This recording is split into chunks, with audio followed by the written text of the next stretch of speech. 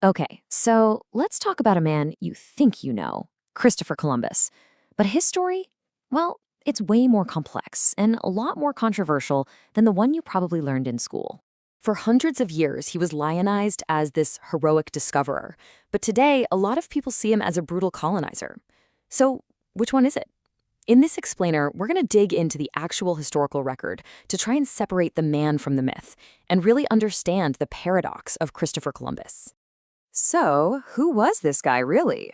Well, Columbus was a largely self-taught sailor from Genoa. He was obsessed with maps, geography, the stars, and he cooked up this incredibly audacious plan. Everyone was sailing east to get to the riches of the Indies, right? He thought, why do that? Why not just sail west, straight across the Atlantic? He took this big idea to the major maritime powers of the day, first Portugal, then Spain. But the experts, the royal advisors and the top mapmakers, they weren't buying it. They just kept shutting him down. So why did they keep saying no? This is where a huge, popular myth gets the story completely backward. It had absolutely nothing to do with a flat Earth. You know that classic image of Columbus as this lone genius trying to convince a bunch of flat earthers? Yeah, that was basically invented in the 19th century. In reality, any educated person in the 15th century knew the Earth was a sphere. They'd known that since the ancient Greeks. The expert's problem with his plan was something way more practical. So what was the real issue then? If they all knew the world was round, why turn him down? Simple. The problem wasn't the planet's shape. It was its size. And on that particular point, Columbus's math was completely and, dangerously wrong. And, the scale of his error was just staggering. He underestimated the Earth's circumference by about a third. Then he combined that with this wild overestimation of how big Asia was. So he came up with a journey of about 2,400 miles. The experts knew better. They knew the real distance was over 10,000 miles. And they correctly said, no way. No ship back then could carry enough food and water for a voyage that long. He and his crew would have literally starved to death in the middle of the ocean. But despite all those flawed calculations, Spain's King Ferdinand and Queen Isabella, they eventually took a gamble on him.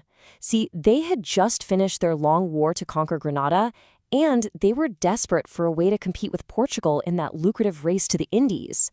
So they agreed to fund his expedition. After 5 incredibly tense weeks at sea, with his crew pretty much on the verge of mutiny, they finally saw it, land. On October 12, 1492, Columbus made landfall on an island in the Bahamas. And that was it. That was the moment that changed the world forever, kicking off the first real, sustained contact between the Eastern and Western hemispheres and pretty much ending the pre-Columbian era. So what were his first thoughts when he met the indigenous Taino people?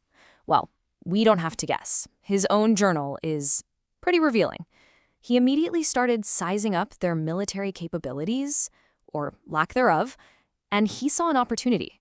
He actually wrote that he could conquer the whole of them with 50 men and govern them as I please. And this right here marks a critical and pretty dark turning point in the story. When Columbus came back on his second voyage, he wasn't just an explorer anymore.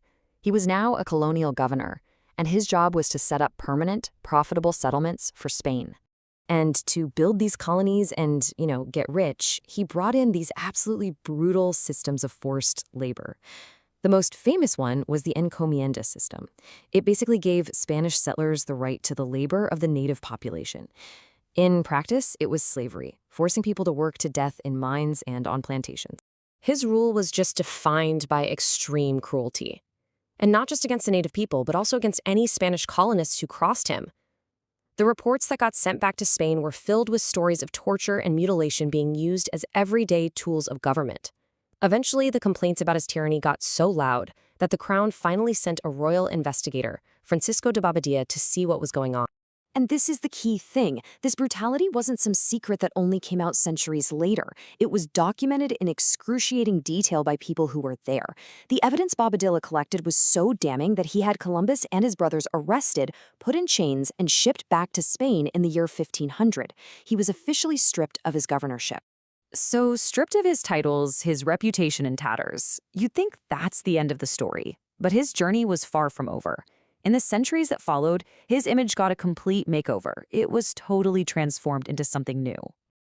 Over in the United States, especially after the American Revolution, Columbus was basically reinvented as a heroic founding father.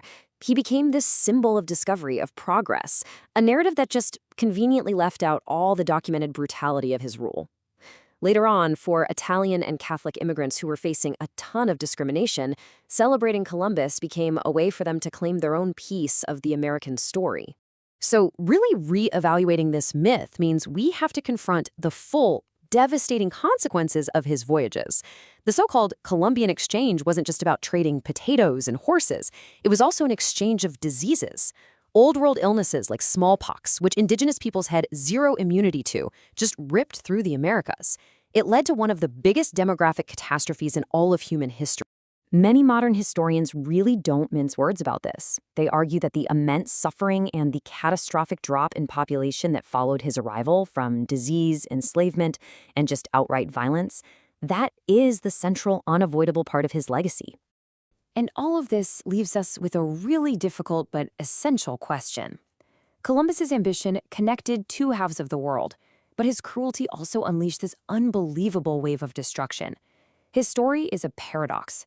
It forces us to ask, how should we remember historical figures whose actions were both monumentally important and monstrously cruel? It's a question that, honestly, tells us just as much about who we are today as it does about the past.